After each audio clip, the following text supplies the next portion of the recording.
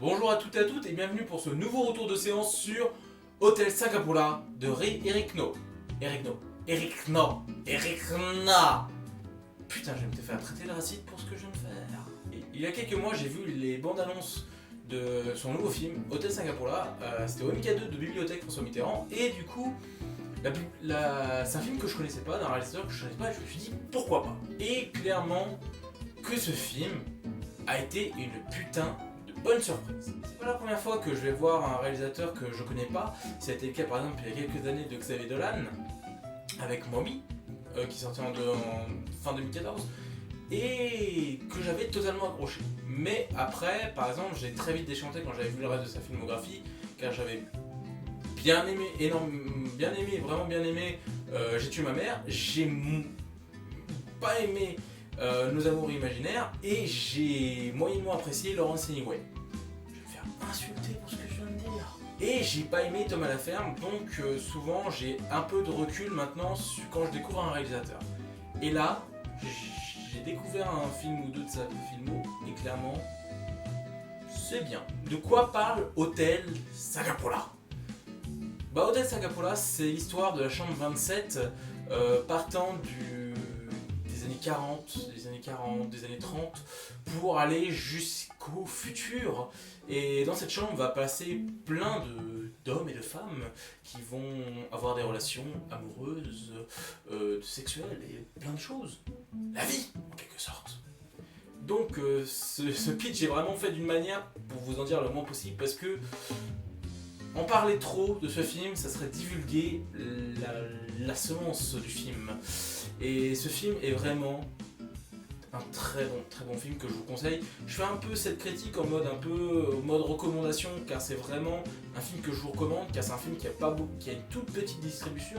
Je crois que sur la France, selon ce que j'ai vu sur le ciné, il a à peu près une cinquantaine de salles. C'est pas beaucoup. Donc je sais que beaucoup de petites villes et petits coins ne sont pas forcément projetés ce film. Et je trouve ça dommage car c'est un très beau film et je vais vous dire pourquoi. Déjà, ce qui m'a marqué avant tout dans ce film, c'est sa réalisation. Sa réalisation vraiment marquée sur plusieurs points. Et le premier point que je veux vraiment aborder, c'est la notion du format. Le format du film va passer dans plusieurs époques. Le film se coupe en plusieurs sketchs, partant des années 20, des années 30, 40, jusqu'au futur.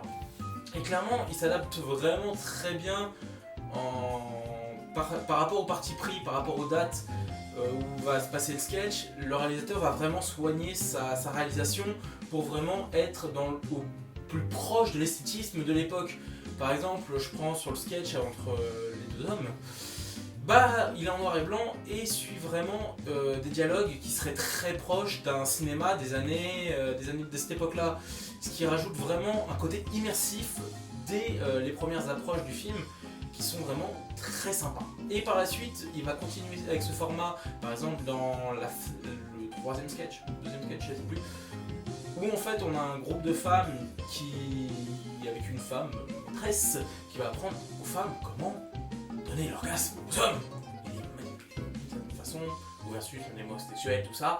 Le film est cloîtré dans les années 50-60, donc une certaine arrivée des mœurs sexuelles suite au Flower Power et la suite de la guerre où les femmes prennent de plus en plus d'importance dans la société.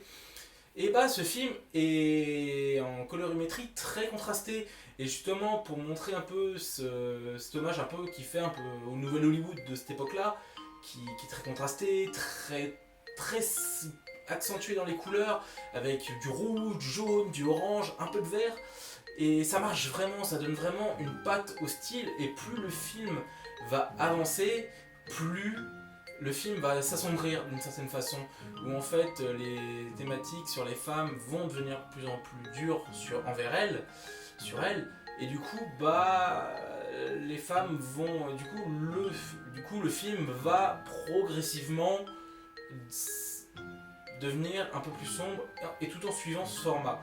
Et ça, je trouve ça vachement sympa. Plus on avance dans l'époque et plus le tout s'assombrit. Et ça, j'ai trouvé ça vachement cool. C'est des parties pris de mise en scène qui sont sympas. sans patouche. Et après, un autre point qui m'a vraiment marqué dans le film, c'est l'image qu'il a des femmes, qui est vraiment très très féministe. C'est un film vraiment féministe d'une certaine façon. Beaucoup de féministes, notamment sur internet, ou même en général, disent que les femmes ont le pouvoir d'une certaine façon, et j'ai l'impression que ces féministes ne prennent pas en point que les femmes aussi peuvent avoir des faiblesses. Par exemple, tout le long des premiers sketchs, là on voit des femmes en jouer, des femmes qui ont envie de prendre leur destin en main.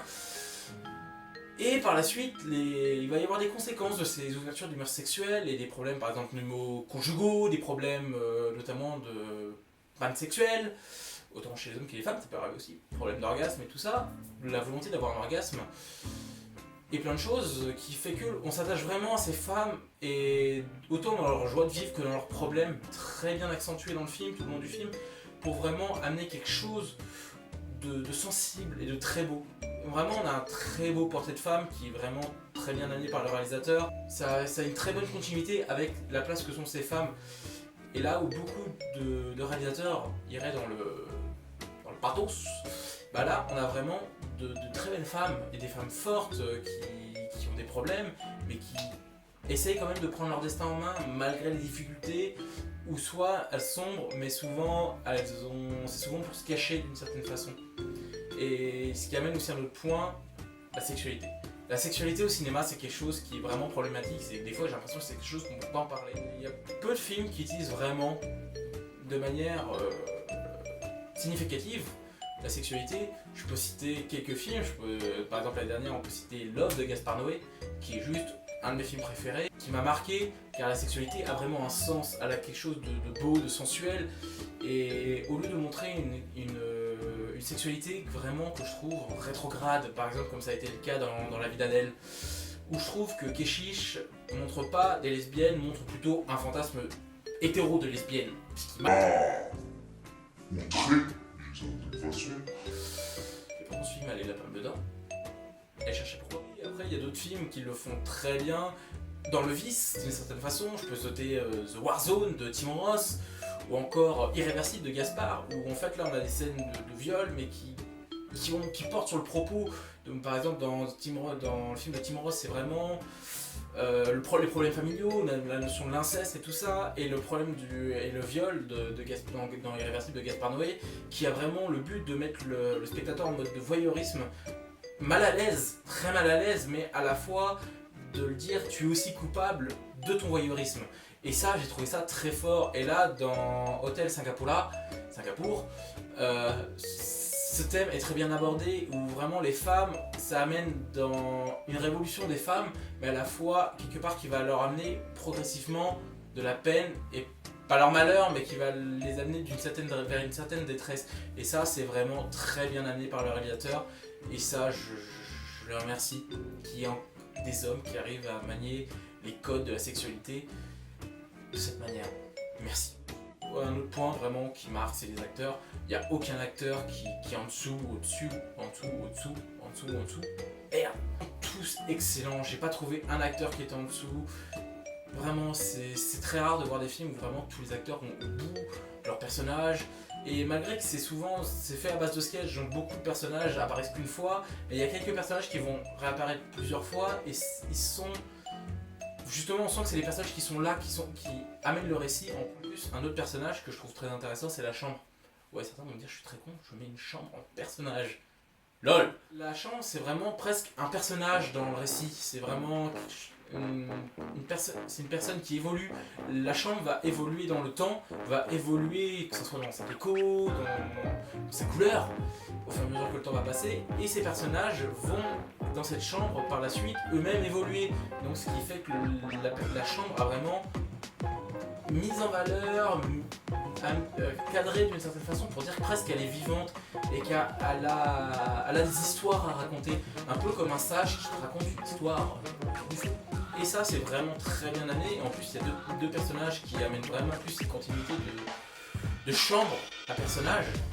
Et c'est très bien amené parce que justement le point de vue se passe dans le point de vue de cette chambre, et quelque part c'est très bien fait par le réalisateur, là où beaucoup de réalisateurs utiliseront un fil conducteur via un personnage. Ils auraient pu utiliser par exemple le personnage de la femme de ménage, qui aurait pu servir de acteur ou le personnage chanteur. Mais là, bon, c'est la chambre qui est vraiment conducteur tout le long des sketchs pour vraiment amener l'évolution de l'hôtel, de la chambre et des personnages. Et même l'évolution de la sexualité. Et ça, c'est vraiment très fort de la part de ce réalisateur. C'est vraiment couillu parce que pas beaucoup de films utilisent vraiment un lieu comme comme personnage. On peut citer par exemple Shining de Stanley Kubrick, où vraiment on sent que la maison essaie de corrompre l'esprit de Jack, personnage joué par Nicholson, et qu'au fur et à mesure, il pète un plomb, pas qu'un peu, putain.